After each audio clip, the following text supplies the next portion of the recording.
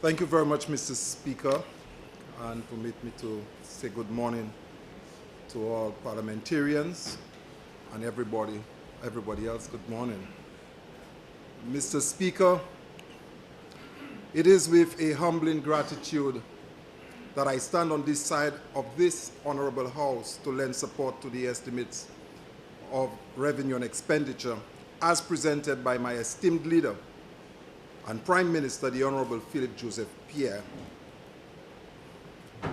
You see, Mr. Speaker, I cannot help but publicly declare my admiration for the tender heart of the Prime Minister, a man who exemplifies the love of God, not only in deed and in truth, but also in his actions. Mr. Speaker, I just need to share from a word of scripture taken from 1 John chapter 3, verse 17 to 18, and it reads, "But whosoever has this world goods and sees his brother in need and closes his heart of compassion, how does the love of God abide in him? My little children, let us not love in words or with the tongue, but in deed and in truth."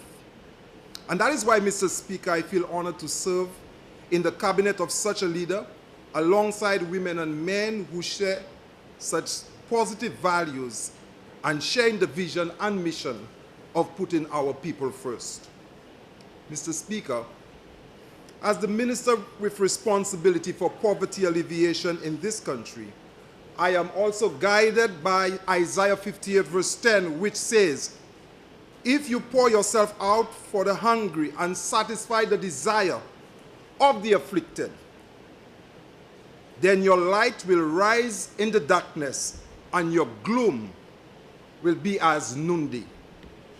And that has been the mandate, focus, and work of the Ministry of Equity, Social Justice, and Empowerment, to pour out ourselves for the less fortunate and the afflicted. And so, Mr. Speaker, very early in my presentation, I want to recognize some persons who have partnered with the ministry in its various undertakings, as well as the staff of the ministry and its auxiliary agencies for advancing the work of the ministry. The Basic Need Trust Fund, through the Caribbean Development Bank, Raise Your Voice, the Christian Council, and other faith-based organizations, as well as other non-government organizations. They have been steady partners for my ministry on a number of projects. Not forgetting the government and people of Taiwan, who have provided tremendous support over the years. Mr. Speaker, only last week, my ministry received 1,000 pairs of shoes through the effort of the government of Taiwan. Now, some persons may thought we were receiving school shoes only. But, Mr. Speaker, you should have seen the wide variety of shoe styles and colors. Mr. Speaker, we received tuxedos, and we received some peep toe and block heel, wedge heel, lace up, crisscross. You know, we received some shoes. And yes, Mr. Speaker, we received them in various colors. We received green, blue, pink, black, red, and yes, yellow too. We received, so that no one will be left behind. Mr. Speaker, on receiving that donation of 1,000 pairs of shoes, I could not help but reflect on another verse found in Romans chapter 10, verse 15, that says, "How beautiful are the feet of those who bring good news." You see, Mr. Speaker, that is the work of the government through the staff of my ministry and its support agencies. I feel blessed to have the staff with beautiful feet that are constantly running to bring good news to the less fortunate. Staff led by the very able permanent secretary, who is constantly seeking ways to make the work of the ministry more effective. And as if this wasn't enough, Mr. Speaker, I am even more blessed to be the parliamentary representative to the people of Castries Southeast, who share similar values, Mr. Speaker. You see, Mr. Speaker, many of my constituents, including members of the Castries Southeast Constituency Council, are prepared to make sacrifices for the good of the less fortunate in the constituency. They look out for each other and they make my job a lot easier. At this juncture, Mr. Speaker, I just want to say thank you to all of them, and I feel extremely honored to be their parliamentary representative. Now, Mr. Speaker, let me get to the matter at hand, the estimates of revenue and expenditure. Mr. Speaker, I know this area of expertise, and I'm sure in the debate of the policy statement, quite a bit will be said about the character of such a document. Some persons sometimes explain the estimates of expenditure in terms of the indices of GDP or the gross domestic product. Of course, it is known as a budget of primary surplus. But a lot of this will be discussed in the policy debate, Mr. Speaker. But I just want to cite one area that I looked at to make the point on the efficacy of the budget. And that is, Mr. Speaker, the current revenue, the outturn 2024-25 was $1.5 billion, and the recurrent expenditure was $1.4 billion. And in this budget, 2025-2026, $1.6 billion in the recurrent revenue and a $1.4 billion revenue of expenditure, respectively. Mr. Speaker, it's important to note that our revenue surpasses our expenditure as it relates to recurrent revenue and expenditure.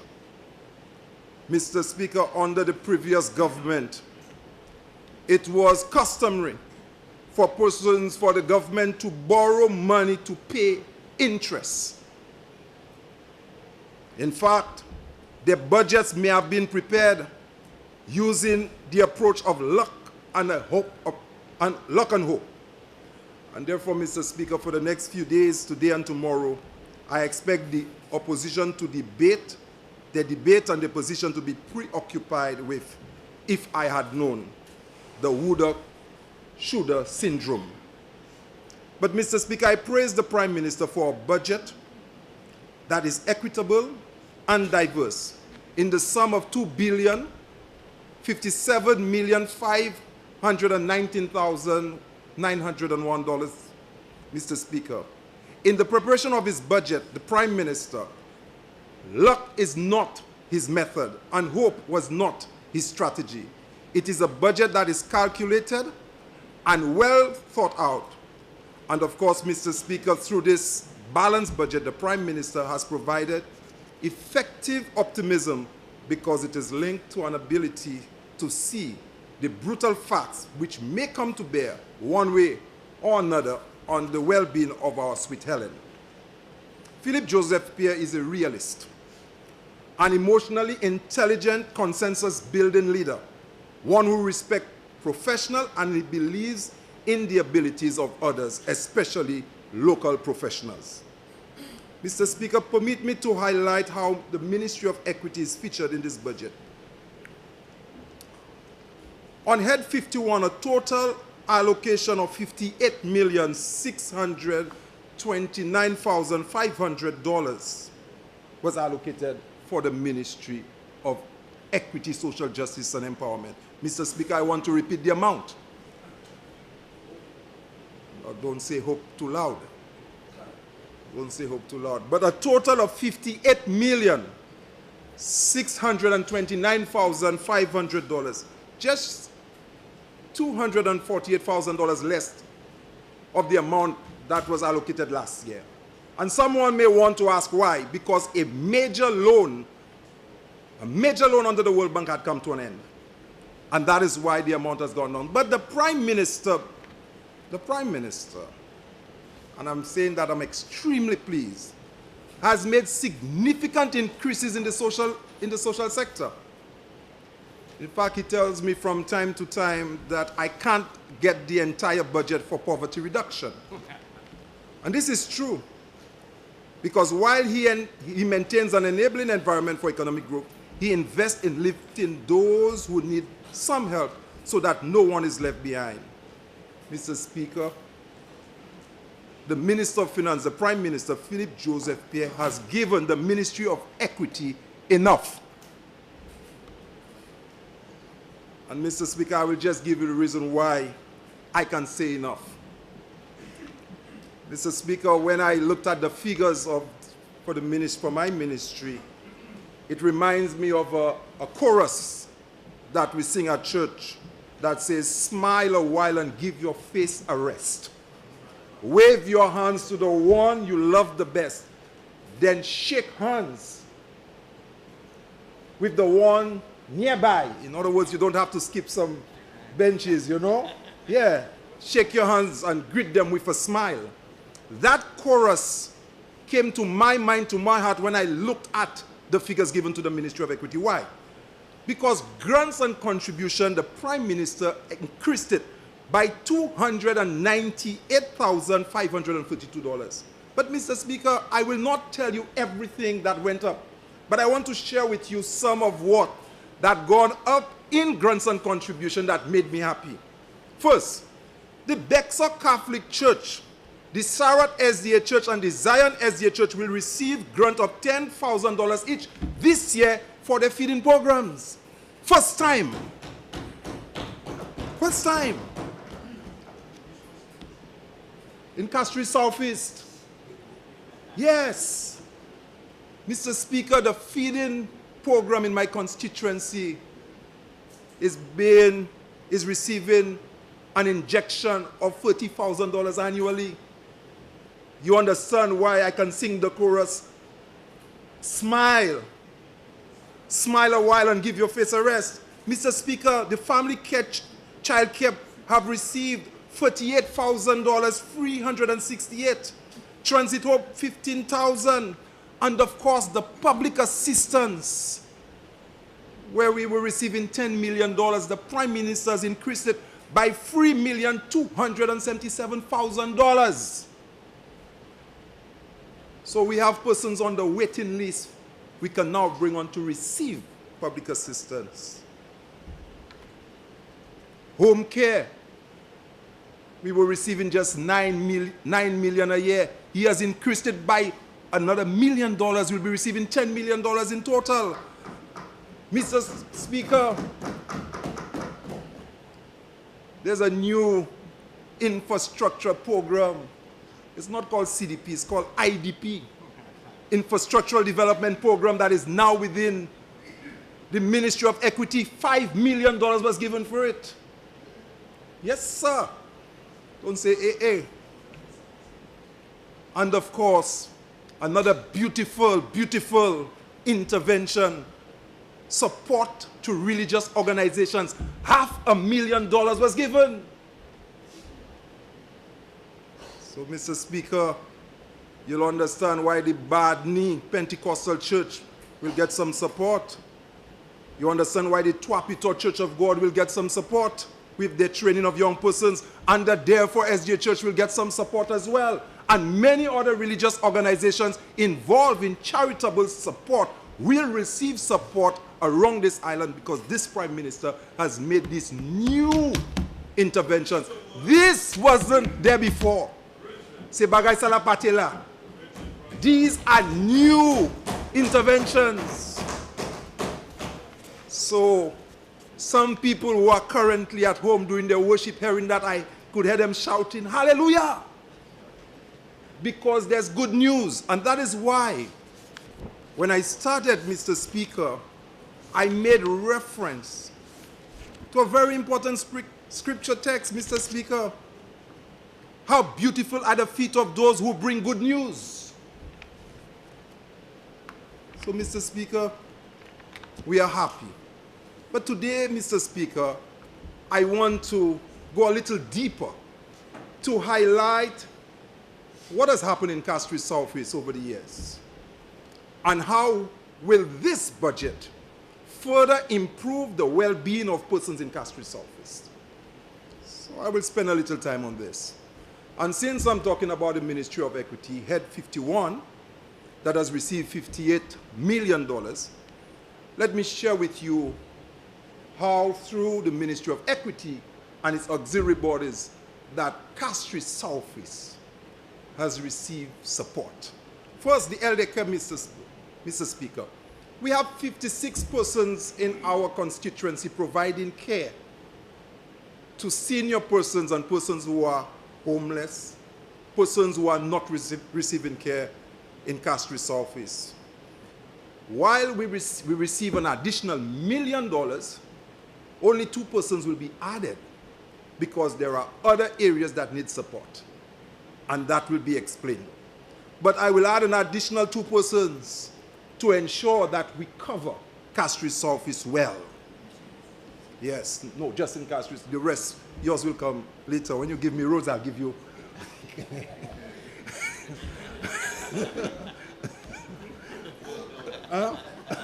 Roads for. Yeah.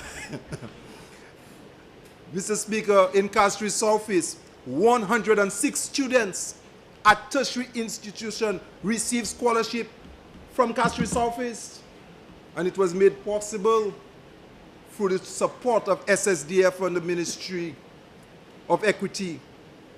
507 students under the Back to School program in Castries office. 54 persons receive burial aid.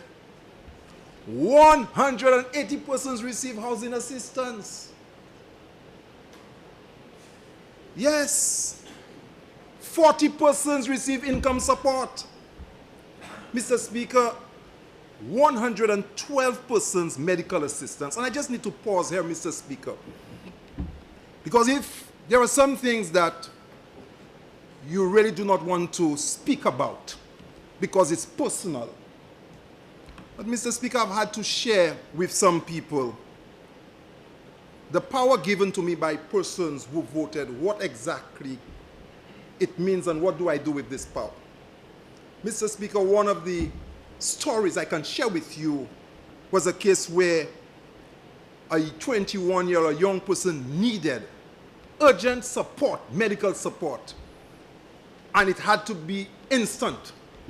And the doctor spoke to me and said to me that, Minister, if somebody don't act, probably it would be difficult for the person. And I said to doctor, can you go ahead and do everything and send me the bill? Mr. Speaker, he called me while I was overseas and said, the medication is working well. And when I saw a young 20-year-old that I saw on a bed, on her feet, she putting back aside, looking well, I have said to persons who were responsible for bringing me into this house, they are responsible for the well-being of this young lady.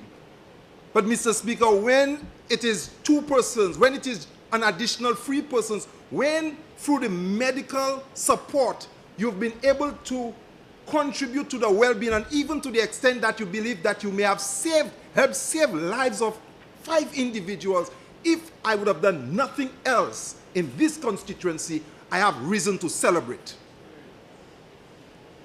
So when I speak of 112 persons receiving medical assistance, that ought not to be taken lightly.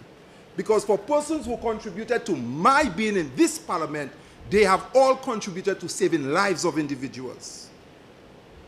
42 small businesses receive support, and 202 community sponsorships. Mr. Speaker, persons are always using sponsorship as a form of livelihood.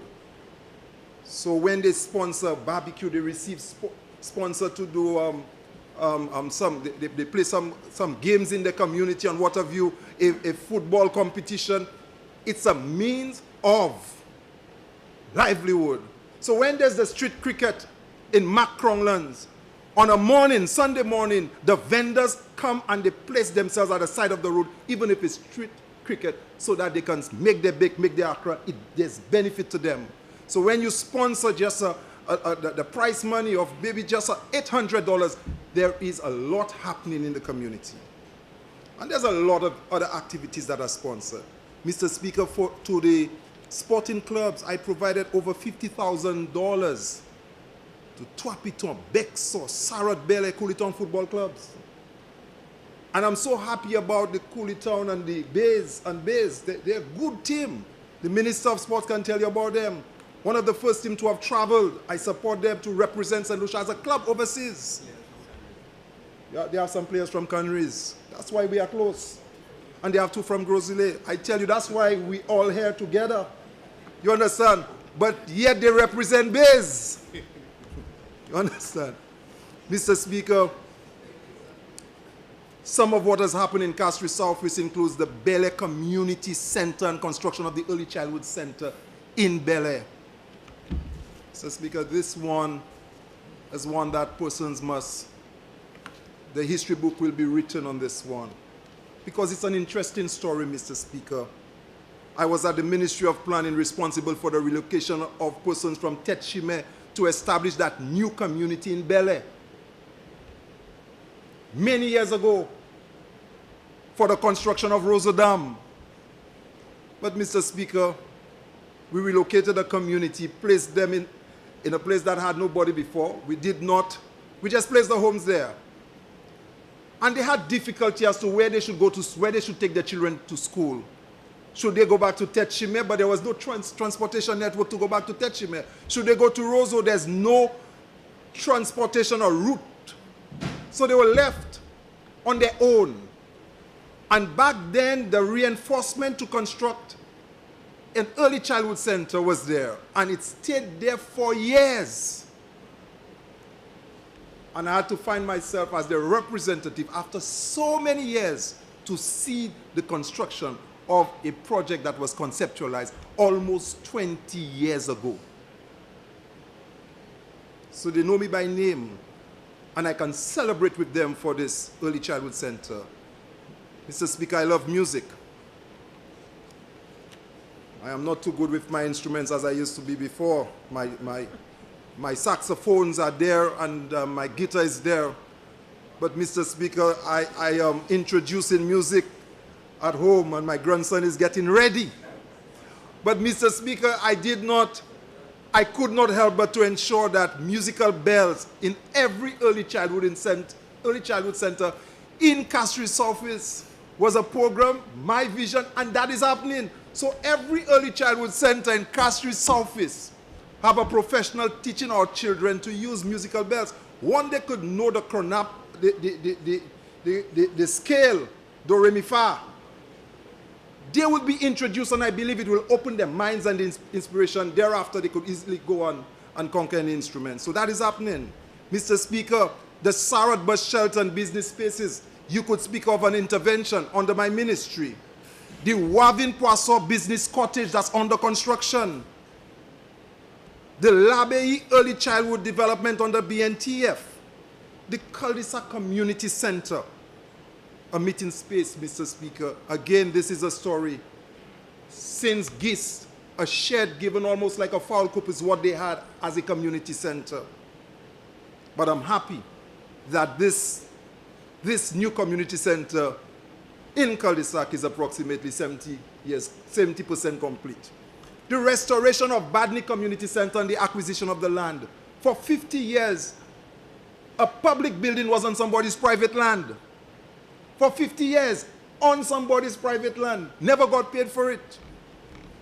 Under this PALREP, Auntie Aggie will get her monies because it's surveyed and it's about to be processed so that she'll be paid for it.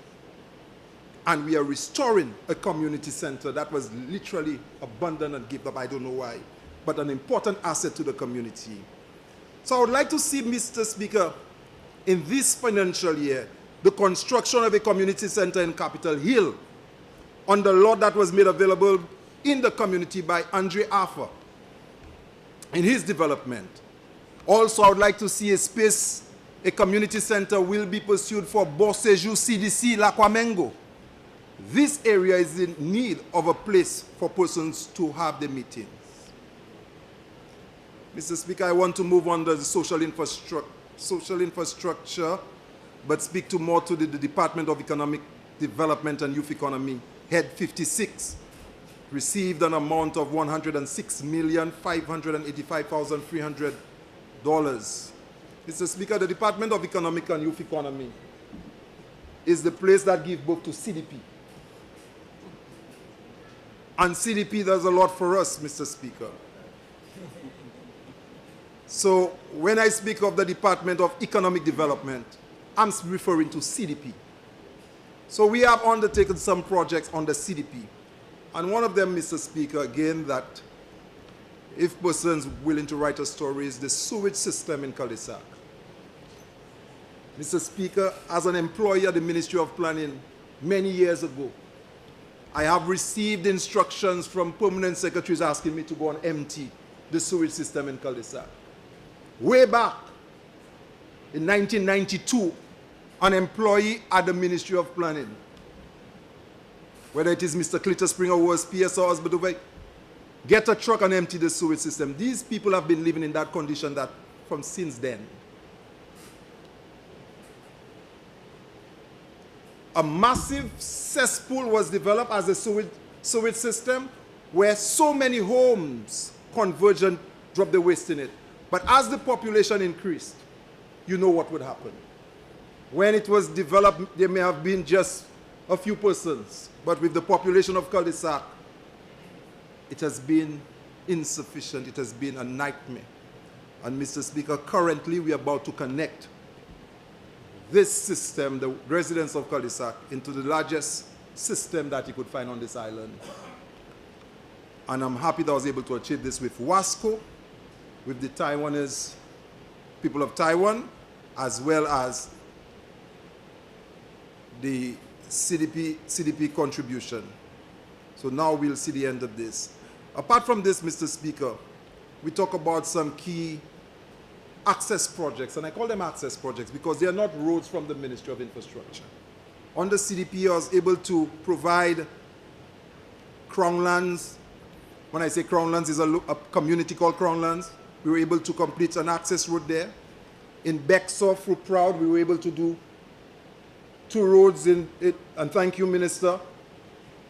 Lima in Forestier, and the Forestier Road to the SDA Church was able to do this.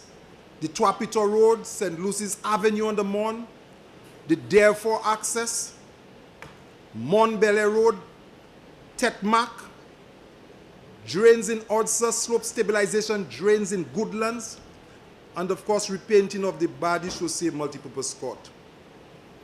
Mr. Speaker, as well as the Monbele bus service. We have partnered with the Lakwa Mingo Minibus Association to enhance the public transportation at Monbele. Mr. Speaker, whereas Monbele is part of the route, they would not traverse the route. So some persons are unable to seek employment or be gainfully employed because they do not have transportation to go to Monbele. The Lakwa transportation, the buses would just go all the way down to Odsa and they would not go down Monbele. I had a contract with them and to pay them specifically so that they have buses going down to Monbele, and this was done under the Constituency Development Program.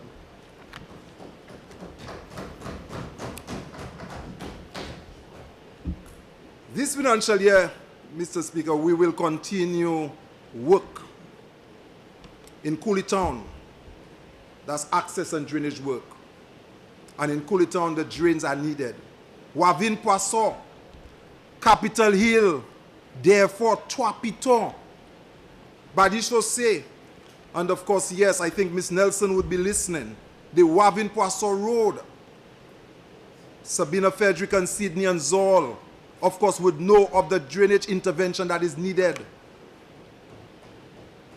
in a section of Therefore, Bexar near Breadmaster, and of course, that is at the instance of Terence Edward. May he rest in peace. Under this heading, we will see the construction of a bus shelter in Capitol Hill, Tiroche, Badney, Chopin, Flossac, Odsa, and Goodlands, Mr. Speaker. And I'm asking and informing the residents that these interventions will be coming through the CDP in this financial year. Mr. Speaker, under the head 43, the Department of Infrastructure, Ports and Transportation, and the amount allocated for that ministry or this department is $179,140,400. Mr. Speaker, the people of Castries Southeast would know at this time while they have been patient, not one road has been done by the Ministry of Infrastructure in Castries Southeast. But we have been patient, and we understand. But we know, Mr. Speaker, at this time, we are considering the following roads: Lakwamengo to Odsa, Cooliton Road, Derba. And Mr. Speaker, when I speak of Derba, Derba has two communities. They have a Leba and a Baba.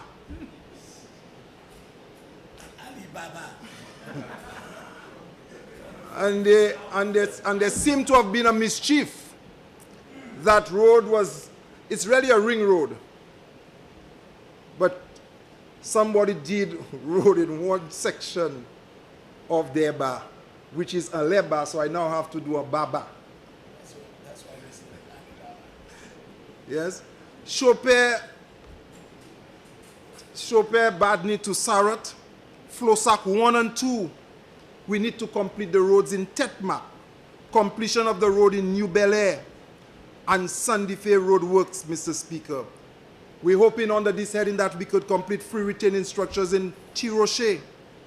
We have a retaining wall, and a small vehicular bridge in Tetmak. Retaining structures along the section of Bexon, Mac River to protect properties that are at risk. We need to continue the sidewalks in Wavin Poisson, and place guardrails along the eastern side of the road in Tuapito.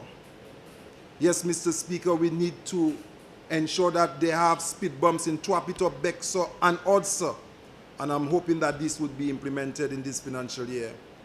Mr. Speaker, the drainage work in Cooliton to protect the early childhood center is critical.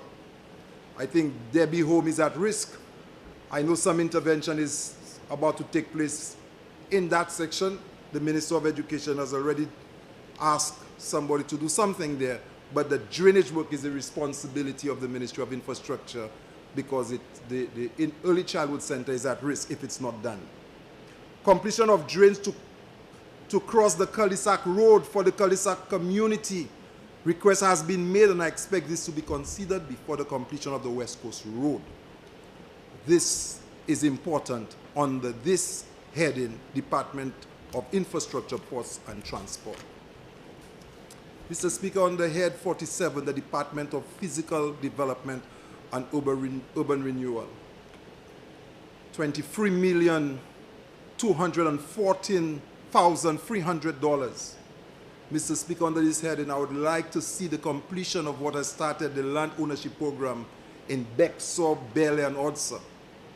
Mr. Speaker, through the CDP allocated, we have employed a planner placed in the constituency office to start the process, and we've done the surveys. So all that needs to be done is really to prepare documents that could go up to cabinet, and I'm hoping that the Commissioner of Crown Lands, together with the officer that has been employed, would quickly move on to ensure that the residents who are currently on the land receive their title deeds in the shortest order. As well as, Mr. Speaker, I would love to see the completion of the acquisition of these lands in cul-de-sac, because this is causing some problem. We understand that CARE has built a school, and persons are establishing their homes and probably are moving on properties belonging to CARE. But of course, Mr. Speaker, we want the GIS lands to be settled so that persons can have title, and we can ensure that the people of cul-de-sac are treated well. Acquisition of lands along the Bexor River is needed to re-establish the riparian rights of the river, Mr. Speaker. I have difficulty with the fact that surveys and surveyors approve subdivision or submit subdivision to planning that somehow get approved, and it includes river banks.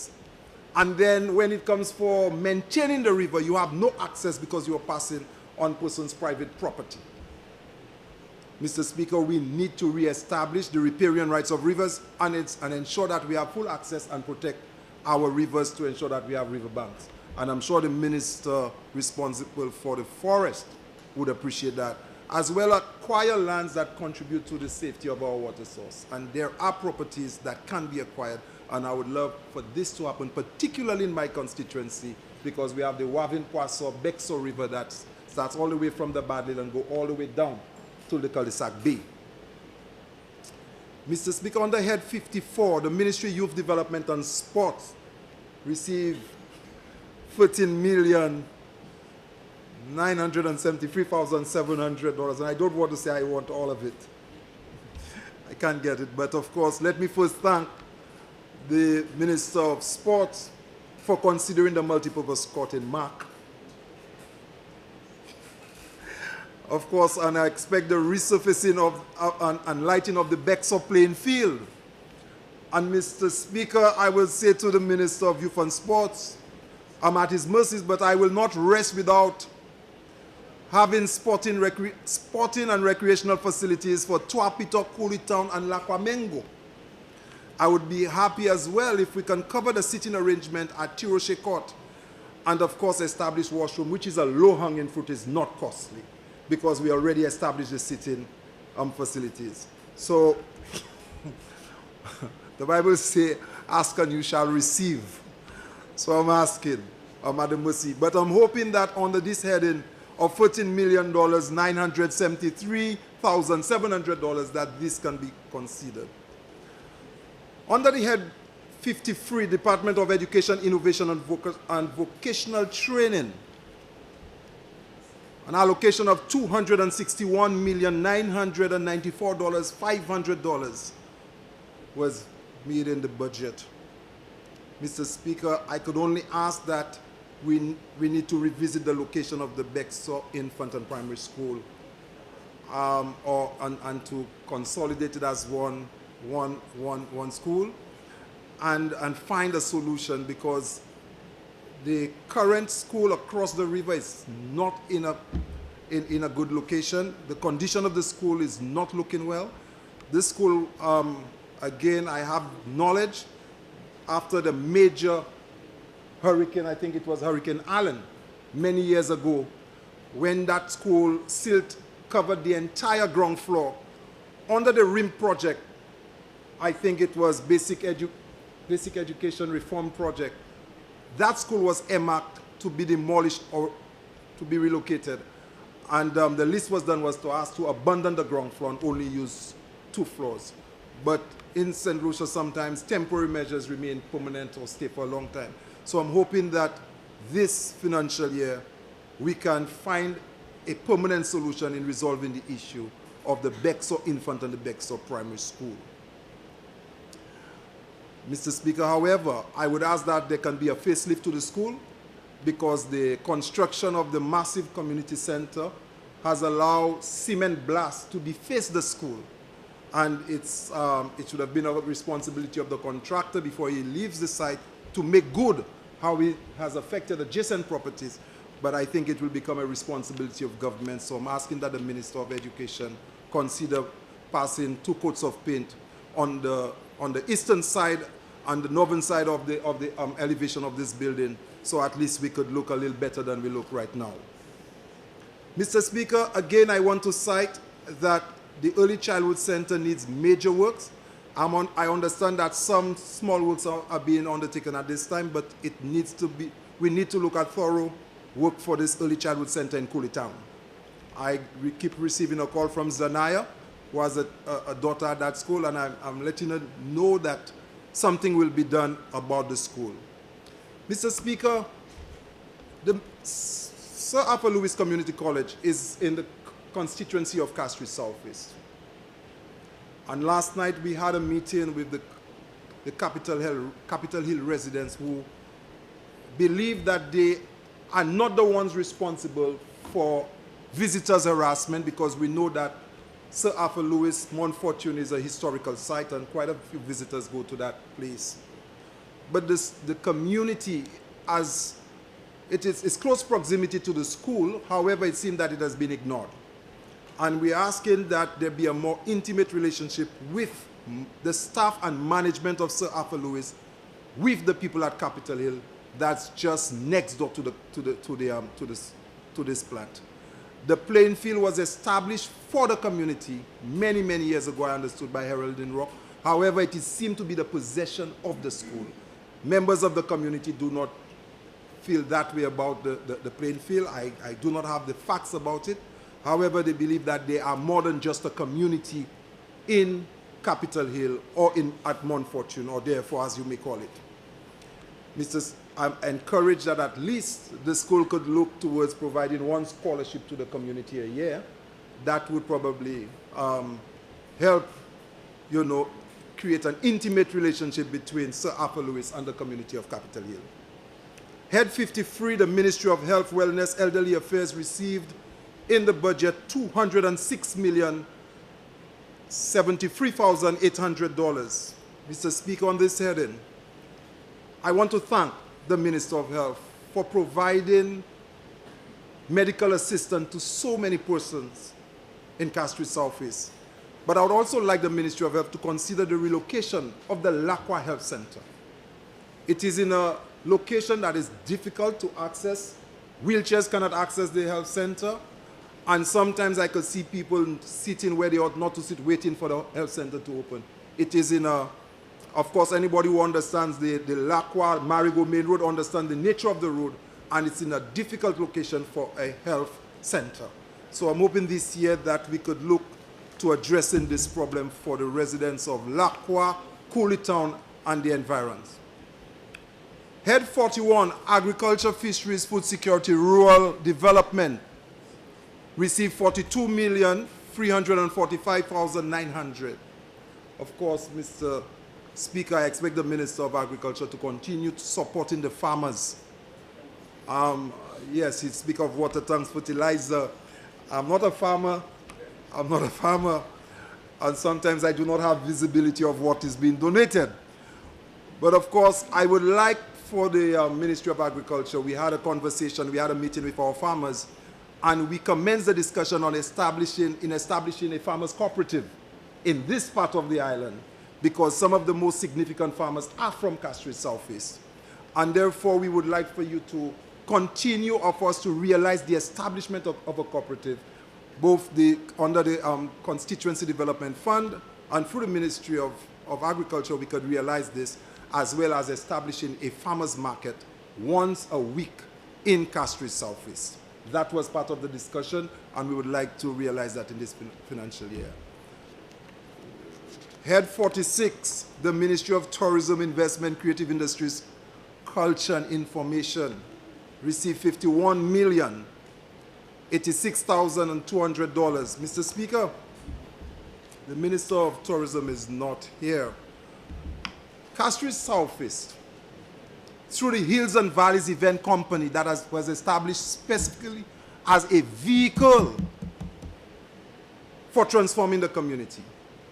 And it is Castries Southeast probably maybe the only constituency that has taken responsibility to establish a vehicle just for having jazz and having other activities. Mr. Speaker, I really want to commend those persons who have supported and worked, the members of that company. Mr. Speaker, we have had 2 successful major events. St. Lucia Jazz Festival, Creole and Creole Heritage Month. These events have consistently demonstrated excellence, executed through a dedication of a committed group of individuals who have selflessly contributed their time and talent to ensure the success. The economic impact, Mr. Speaker, of these events has been significant, providing substantial benefits to vendors, suppliers, artists, and other local talents. Producers and event service providers have also enjoyed increased opportunities, resulting in positive economic ripple effects across the constituency. Contributions through the Community Development Program have surpassed $85,000, supplemented by generous support of the government agencies and sponsors from corporate sector. The upcoming 2nd Annual Jazz Festival, it's currently at its planning stage and is scheduled to take place on May 1st, 2025 in Bexar on the same site. The event will feature an exceptional lineup headlined by renowned Jamaican artist Sherwin Gardner. Also gracing the stage will be Jamal Maxwell, a 2025 Caribbean Music Award 8-time nominee from St. Lucia, along with many other household names in the local music industry. This highly anticipated event will be free and open to everyone, fostering community engagement and Member for Castro cultural. Southeast, you have 15 minutes left. Thank you very much, Mr. Speaker. I do not need any more time. On cultural celebrations. Feast of Musicians. In addition to national events, we have hosted 2 successful annual Feast of Musician activities. These events celebrate the diverse musical talents within the community and provide platforms for local artists to showcase their skills. The Feast of Musicians has become a cherished tradition, fostering cultural appreciation and encouraging artistic growth. A total of $38,000 have been contributed to hosting of this event over 2 years. Mr. Speaker, this is on the side of celebration of artists, cultural events, but on the tourism business and opportunities, we like to bring to the Minister and through Prime Minister that we can establish a lookout and vending facility at the Lacwa Junction. We recognize that the visitors pause at that location, but of course we do not have the necessary facilities to provide washrooms and allow them to enjoy the view over that part of the island. So we're hoping, Mr. Speaker, through the tourism, community tourism intervention, that the Lacwa lookout can be established. We also hopefully looking to restart or recommission the forest trail to allow persons to continue to walk through this part of the island and of course create livelihoods and business opportunities for the residents of Forestier. It happened in time past, but for some reason that has stopped. And there is a letter before the Ministry of Agriculture for to seek the necessary approval for us to recommence the visitors accessing this trail and of course celebrating walking through Peter Floor and this part of the island. Mr. Speaker, as well, we are asking the Ministry of Tourism to work with the community of Capitol Hill and the National Trust for the use and access to historical sites in Mount Fortune for tourism-related business opportunities. Mr. Speaker, on the Head 48 Department of Housing and Local Government, I wish to see the commencement, of course, as has been indicated by the minister responsible, of burial in the new National Cemetery. We are hoping to see the construction of tombs within this financial year, which will be available for burial purposes thereafter. This will certainly strengthen the capacity of the council to take care of many other local government responsibilities within the constituency. Mr. Speaker, in summary, this budget has allowed Castries Southeast to continue what it has started and will build on the successes that we have experienced. In conclusion, Mr. Speaker, we have made significant progress in our constituency over the past years. These achievements from social infrastructure improvement and other social programs have directly improved the lives of our people. As we move forward, we remain committed to serving our constituents, building on this progress and ensuring that no one is left behind. Mr. Speaker, I need to thank all those who have worked and collaborated together with everybody else as we work towards creating a strong and more vibrant community for all. Personally, I've enjoyed serving everyone in Castries Southeast. Serving is my oxygen, and I don't get tired of doing it.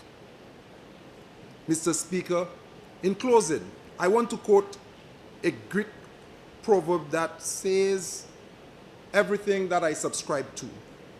A society grows great when all men plant trees in whose shade they shall never sit. This has been the selfless, futuristic approach of this government, and I want to thank the Honorable Prime Minister, Philippe Joseph Pierre, for his leadership in that regard, and my cabinet colleagues for their support as we continue to plant many trees together. Thank you very much.